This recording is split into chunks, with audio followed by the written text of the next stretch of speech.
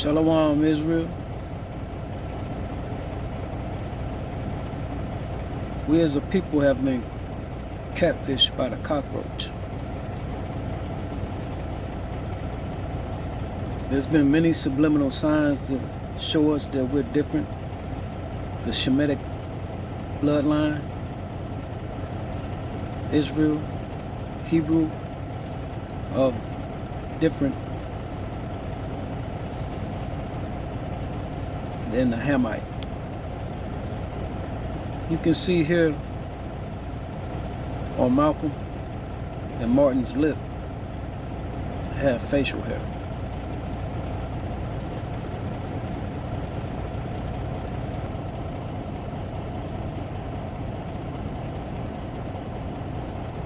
You want to come out and play? Yeah, don't be shy.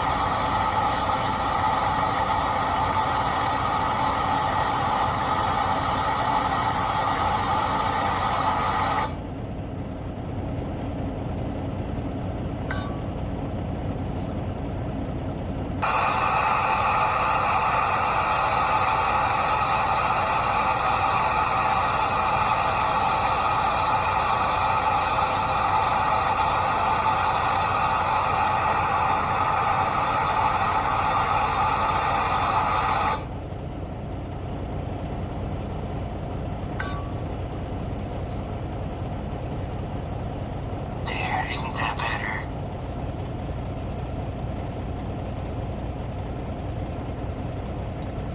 Botham Shem John, 26-year-old black man, was a Harding University alumnus and an accountant for PricewaterhouseCoopers. John was born in St. Lucia.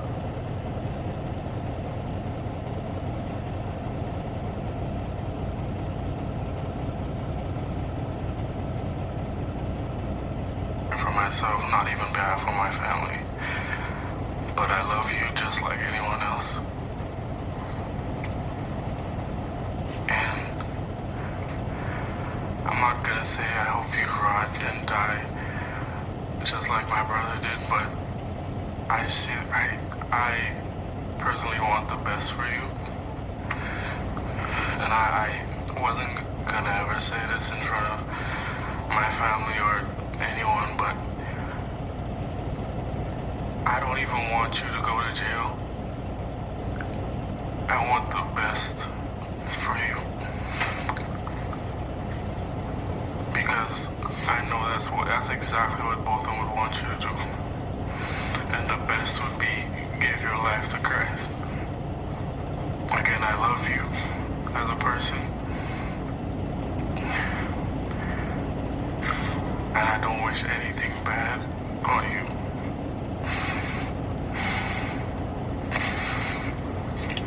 I don't know if this is possible, but can I give her a hug, please? Please?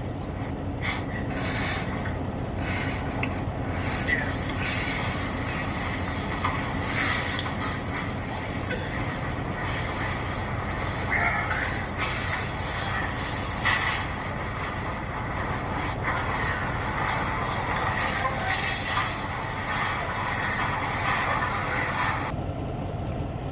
She had already given her life to Christ. That is her God. It's not the God of this existence we have. The God of that Bible, the God I am, who creates and destroys all. Jesus has not created, destroyed, or protected anything. We're Shemitic, seeds of Shem. We're not African.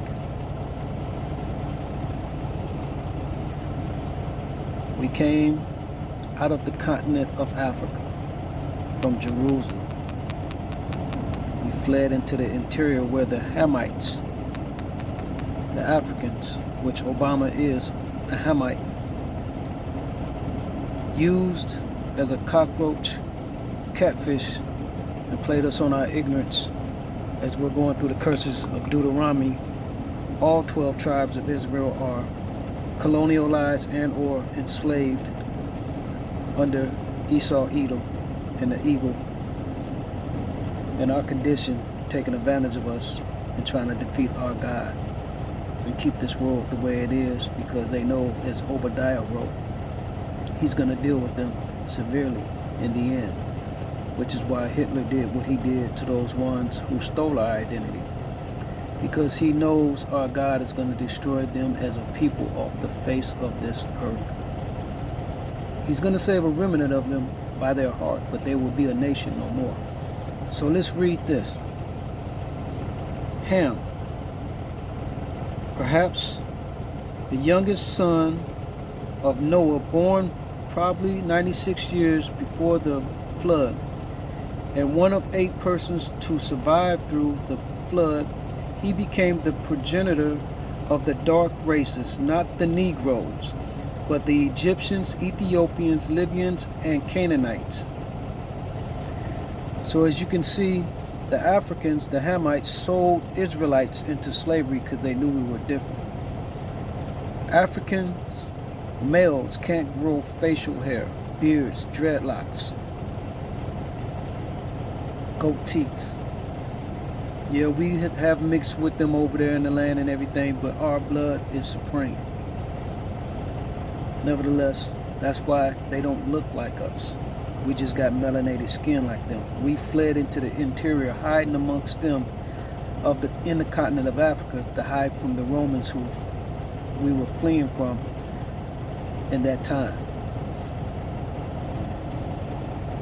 As seen on the walls, depictions, images of Israelites showed they had dreads, facial hair. This is Obama's father.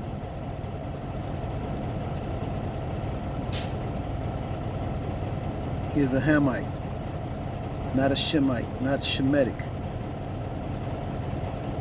We cannot be anti-Shemitic because we are the original Shemitic people. The 12 tribes of Israel are Shemitic blood from the seed line of Abraham, Isaac, and Jacob. Isaac had an older brother, Ishmael, who is not of the same bloodline of Shemitic.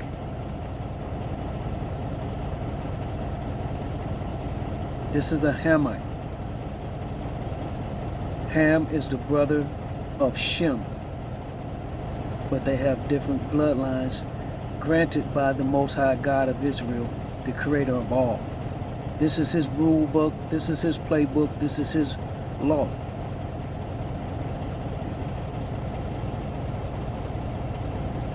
This is Obama and his daddy.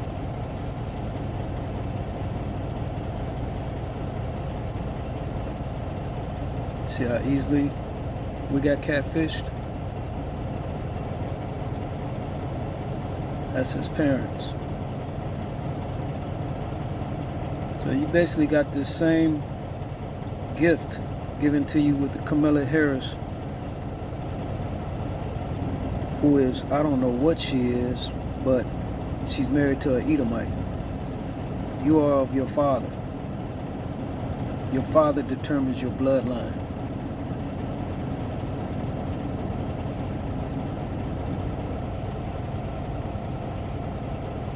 Old cockroach here is complicit with them playing on our ignorance. There's some new information coming out about him in this Pizzagate thing where they were putting bids in, ordering underage children to have sex with at parties. He's a part of that whole pedophilia ring. I'm not in here trying to bash him on his worldly excursions. You must understand, he knew this was his kingdom if they don't achieve what they're trying to do with this SpaceX and get to the heavens in their new attempt of Tower of Babel exploration to defeat our God. So why not live it up and have a couple of kids and do your pedophilia thing? Because this is as good as it gets for him. He knows what's written in Obadiah. All the heathens will pay for their treatment of Jacob and Israel. He knew what it is. He had all his chips bet on this, riding and doing what it's supposed to do. He's invested because he knows nothing coming to him as a Hamite. That's why they sold us on it, because if we believe that, we're holding hands with them walking through that flame. This is a coal in the bag of coals. Those who haven't woke, they're in that bag. Obadiah, you all know that I play that frequently, because you must understand what is to come. They must understand. Even if they don't care, they will know. You can leave here not knowing, or rather yet, not caring. When I wear those Obadiah shirts, since I've had them, probably going on 2 months now, I've had at least a half dozen, at least 6 encounters with people, all Gentiles, and the tone in which they read my shirt and say it out loud to me. Obadiah? One guy even said, "What does that mean?" I said, "That's scripture." I said, "That's God's power." You know what the hell that is. You wouldn't even be asking. The lettering on my shirt, why didn't you assume it was a rock band or something, or a rap group? Instead, you ask me like I don't know what it is. You know what it is.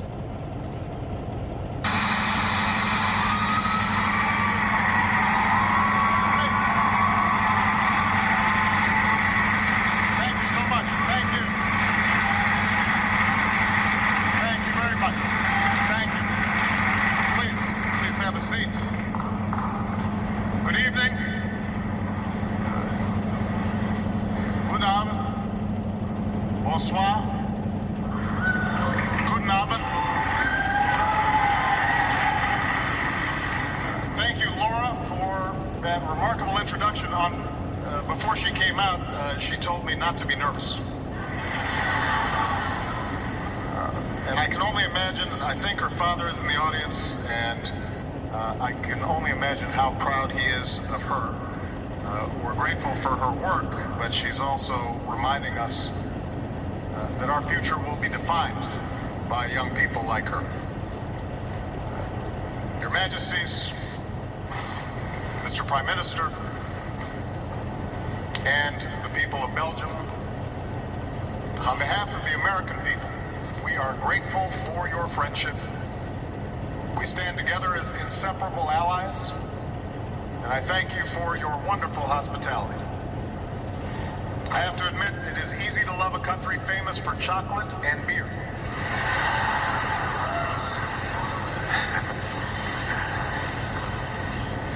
Leaders and dignitaries of the European Union, representatives of our NATO alliance, distinguished guests. We meet here at a moment of testing for Europe and the United States, and for the international order that we have worked for generations to build. Throughout human history, societies have grappled with fundamental questions of how to organize themselves, the proper relationship between the individual and the state, the best means to resolve inevitable conflicts between states. And it was here in Europe, through centuries of struggle, through war and enlightenment, repression and revolution, that a particular set of ideals began to emerge. The belief that through conscience and free will, each of us has the right to live as we choose. The belief that power is derived from the consent of the governed, and that laws and institutions should be established to protect that understanding. Those ideas eventually inspired a band of colonialists across an ocean, and they wrote them into the founding documents that still guide America today, including the simple truth that all men and women are created equal. But those ideals have also been tested here in Europe and around the world. Those ideals have often been threatened by an older, more traditional view of power. This alternative vision argues that ordinary men and women are too small-minded to govern their own affairs. That order and progress can only come when individuals surrender their rights to an all-powerful sovereign. Often, this alternative vision roots itself in the notion that by virtue of race, or faith, or ethnicity, some are inherently superior to others, and that individual identity must be defined by us versus them, or that national greatness must flow not by what people stand for, but what they are against. In so many ways, the history of Europe in the 20th century represented the ongoing clash of these two sets of ideas, both within nations and among nations. The advance of industry and technology outpaced our ability to resolve our differences peacefully. And even among the most civilized of societies on the surface, we saw a descent into barbarism. This morning at Flanders Field, I was reminded of how war between peoples sent a generation to their deaths in the trenches and gas of the First World War. And just 2 decades later, extreme nationalism plunged this continent into war once again, with populations enslaved and great cities reduced to rubble, and tens of millions slaughtered, including those lost in the Holocaust. It is in response to this tragic history that in the aftermath of World War II, America joined with Europe to reject the darker forces of the past and build a new architecture of peace. Workers and engineers gave life to the Marshall Plan. Sentinels stood vigilant in a NATO alliance that would become the strongest the world has ever known. And across the Atlantic, we embraced a shared vision of Europe. A vision based on representative democracy, individual rights, and a belief that nations can meet the interests of their citizens through trade and open markets, a social safety net, respect for those of different faiths and backgrounds. For decades, this vision stood in sharp contrast to life on the other side of an iron curtain. Official motorcade arrives at the United Nations, passing the ever-present groups of demonstrators assembled on the other side of the road. A sense of anticipation in the General Assembly chamber, and a warm reception for Barack Obama as he walks to the podium, his wife seated among the heads of state and dignitaries. The time has come for the world to move in a new direction. We must embrace a new era of engagement based on mutual interest and mutual respect, and our work must begin now. And the president outlined his vision of a new world order in which the US would participate fully, one rooted on 4 basic principles: non-proliferation and disarmament, the promotion of peace and security, the preservation of our planet, and a global economy that advances opportunity for all people. First, a new world order. Presidential decrees cascading from President Trump's pen. A border war with Mexico, kicking off the world's first leadership Twitter spat. Mexico's president announcing on a video they won't pay. Trump firing back on Twitter that it would be better to cancel the upcoming meeting. President Pena Nieto tweets back, "I will not attend the meeting scheduled for next Tuesday with the POTUS." Another decree cutting the Trans-Pacific Partnership adrift. The other 11 member nations and the rest of the world now figuring out what it means for them. We must not underestimate what he has in store. He will lead a protectionist, nationalistic program. NAFTA, the North American Free Trade Agreement, could be next. And tighter immigration controls for some Muslims. Then Israel. Total defrost of that White House relationship. Already Israel announcing plans to expand settlements. America's regional allies scrambling to respond. President Trump making good on some of candidate Trump's promises. I think areas in the South China Sea that are part of international waters and international activities, I think the U.S. is going to make sure that we protect our interests there. So. His spokesman, tough on China, drawing swift Chinese condemnation. The United States is not a party to the South China Sea issue.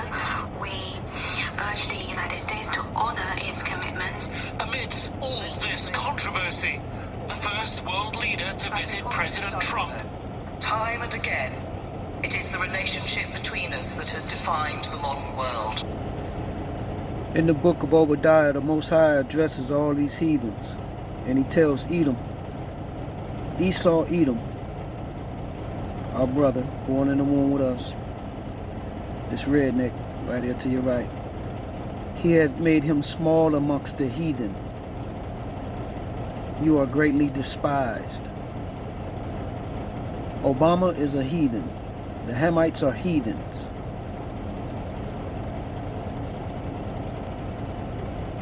No matter what these heathens do, they are just what the Most High called them. He said they are small amongst the heathens, Edomites. And they all are just what the Most High called them. Obama the catfish, he gonna give what is that, filleted and spread across the grill just like the rest of them. They are all complicit in the destruction of God's chosen people. So for our Heckle and Jekylls out there, those who chose and ignored and welcomed doing the clown act, these two strippers right here, Diamond and Silk, they got it coming too. Uncle Juan's and Uncle Tom's. Bags of coals. You know, you can get hickory smoke. You can get mesquite. You can get apple flavors. You're going in the flame. Queens of Coonan right here. They'll be greeted at the door by Uncle Ruckus. Herman Cain. Welcome them to the party. Because they did everything, Uncle Juan's and Uncle Tom's of this world, to be accepted in this kingdom. Like, this ain't no Obama right here. They would never accept him. He's in Hebrew. See the facial hair? They would never give him that throne. They gave it to Obama because they know he's of the heathens by blood. This one right here, he's by choice being a heathen. He would never accept it to the party here. But they're gonna have him at that cold party, answering the door, welcoming the guests. So before NASA and fallen angel technology, the heathens under Nimrod, I believe it was, and Ramesses or something like that, created the Tower of Babel, why all of us speak different tongues. The Most High split the tongues to add confusion in the land.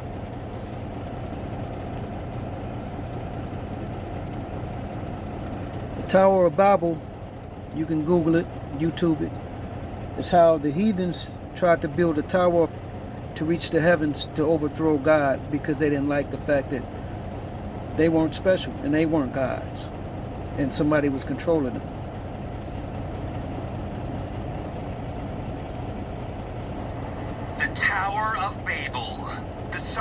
one of the strangest stories in the Bible. But could it be based on truth? I thought as a kid this was folklore or legend. And that a lot of people still think of it in biblical terms as some kind of legend. But they don't really know that it actually existed. I'm really at the place where the tower stood. The fragile remains of the legendary city of Babylon in modern-day Iraq have revealed many secrets. The greatest of all was the discovery of a vast structure that ancient records suggest was the Tower of Babel. Ancient texts have allowed experts to imagine what the building might have looked like. But now, astounding new evidence has emerged. Inscribed on the surface of a privately owned tablet is an image that sensationally reveals exactly what the Tower of Babel looked like. This is a very strong piece of evidence that the Tower of Babel story in the Bible was inspired by this real building. This remarkable tablet, which has never been filmed before, dates to the 6th century BC. It was discovered in Babylon over a century ago. Unbelievably, no one realized how important it was until Professor Andrew George, an expert in ancient texts, brought its faint carvings back to life. At the top here, this part, there is a relief depicting a stepped tower, and here a figure of a human being carrying a staff with a conical hat on. Below that relief is text which has been chiseled into the monument, and the label is easily read. It reads APTTMH Ziggurat Babel, and that means the ziggurat or temple tower of the city of Babylon. This tablet provides the first ever image of the real Tower of Babel. It confirms the building was a Mesopotamian stepped tower and illustrates the 7 tiers of the ancient megastructure.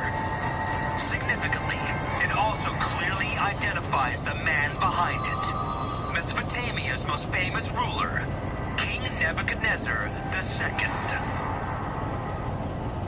The building and its builder on the same relief. But while the images are extraordinary, the tablet's ancient text also reveals a detailed account of the tower's construction, and more importantly, how Nebuchadnezzar went about building it. It reads from the upper sea, which is the Mediterranean, to the lower sea, and that's the Persian Gulf. The far-flung lands and teeming people of the habitations are mobilized in order to construct this building of the Ziggurat of Babylon. Incredibly, this ancient account is identical to the biblical story of how the Tower of Babel was constructed. For scholars, the tablet offers further proof that the Tower of Babel wasn't just a work of fiction. It was an actual building from antiquity.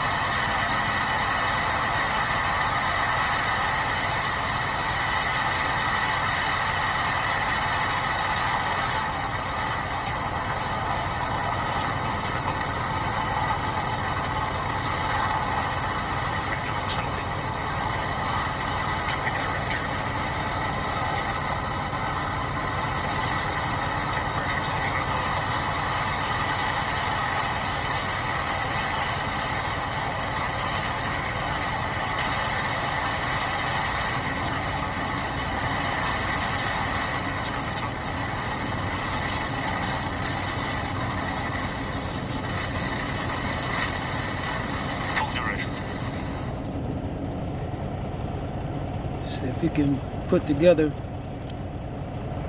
them going there to space to defeat God, what kind of weapons might they have?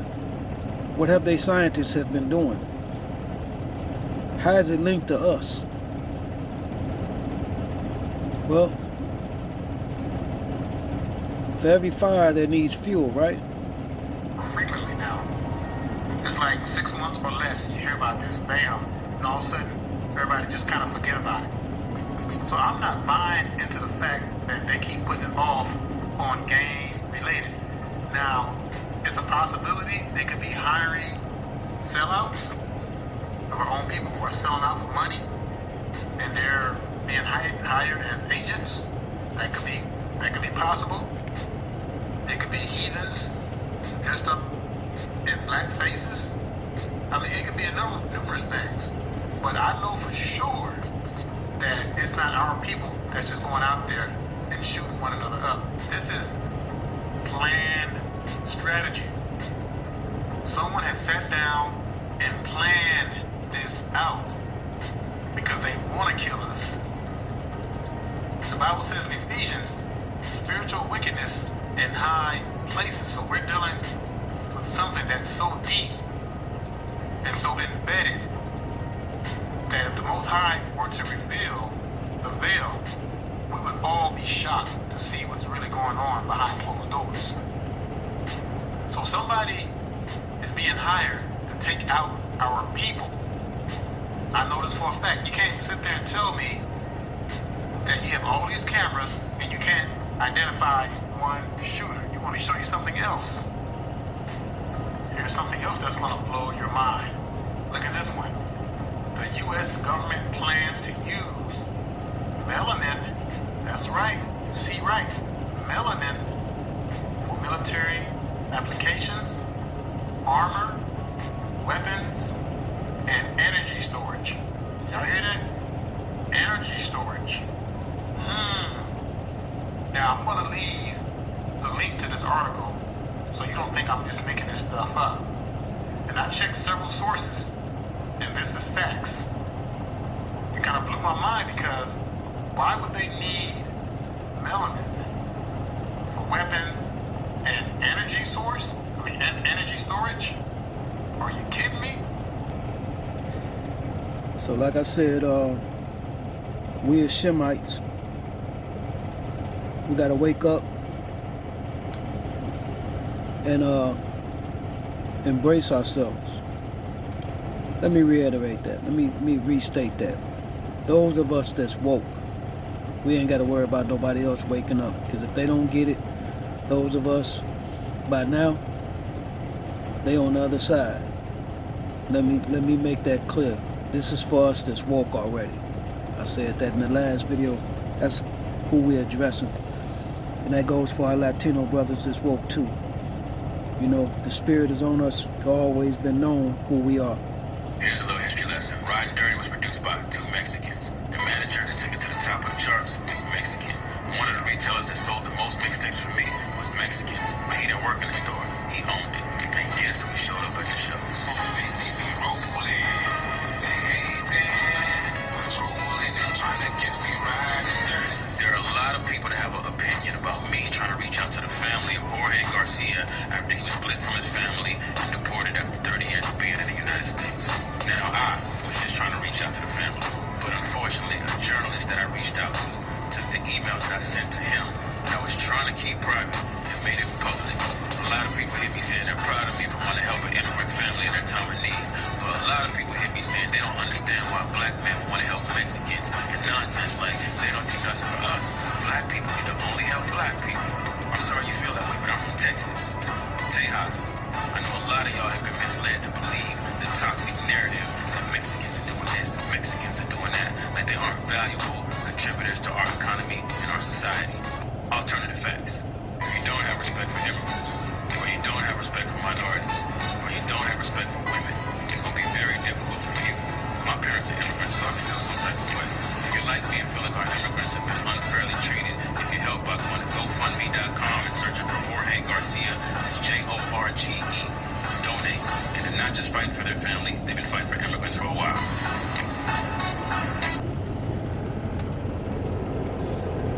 that's I'm gonna close this out.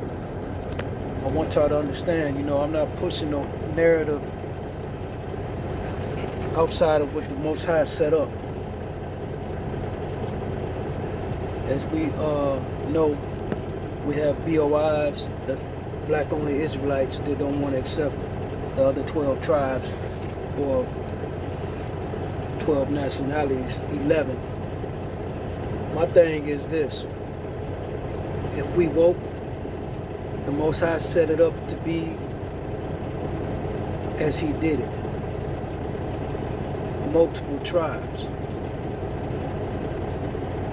There's Israelites that are woke, that's praising a lesser God alongside the Most High. I got more issue with that as an understanding than accepting what some don't understand. Nevertheless, we're all in this together. And I want to read something, understanding what I just shared with y'all out of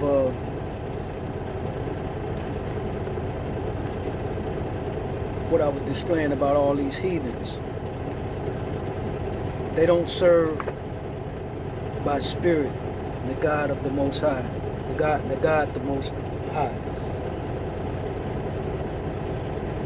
So this is Hosea 13:4. Yet I am the Lord thy God from the land of Egypt, and thou shalt know no God but me, for there is no Savior besides me. That's Hosea 13:4.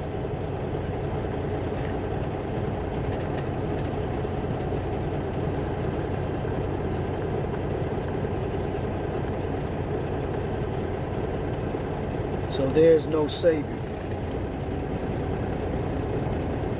For anyone thinking that. And then you can also go to Isaiah 43:10, Isaiah 44:6, Isaiah 45:4, 45:5 through 8, and 45:21. Those are all the places where the Most High tells you He doesn't have a son. Wrapping this up in an understanding. We've been catfished by the heathen. They not so much as have us outnumbered. The curses of Deuteronomy, the power of the Most High God, is so powerful, and His word is just. What He says will be done, will be done. As Obadiah is what's coming up.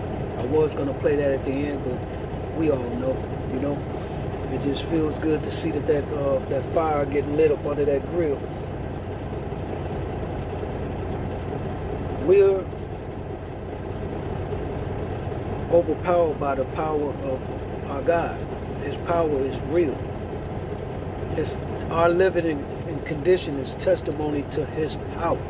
They want to rid the power, these heathens, because they know what's due them. And if they could do that, they know they could keep it just the way it is. That's all they fear. So they need to get to the heavens to destroy Him. So they think they can do that. Everything you're witnessing and experiencing is because of their evil and their rebellion against His power. We in ignorance, believing in them through their politics, their religion, all that is in support of believing that they can. As far as this election coming up, if you're in this world and you come across this material, because this is just for us, this woke, and you feel like this is your kingdom, or you're happy here, or you have some hope, go out and vote. I don't have a dog in that fight. I'm not voting, and could care less. They gave you 2 retards to judge from, and you happy with that dog and pony show, man? That's crazy. Just the comedy in that, what they gave for a choice. Like they wouldn't dare give you the other Edomite Bernie Sanders, because he actually probably would do something, because he actually probably really genuine with his agenda. They made sure he didn't get in the race. They let the clowns in that they wanted you to pick from, because they know they can control, and they giving you exactly what they want to give you, spoon-fed shit. So on that note, I'm about to give me a nap. I've been sitting up here relaxing, and it's the Sabbath, as I said. I'm enjoying it. I have no problems, no issues. The Most High has blessed me, and I couldn't ask for a better understanding. I'm glad y'all are getting it. Like I say, I'm trying to deliver this to the people that's woke together here. This is all I'm doing it for now. You know, all praise to the Most High. The ship has left the dock for the rest of them. Y'all stay vigilant, stay woke, stay focused. All praise to the Most High. Shalom. Israel, love you.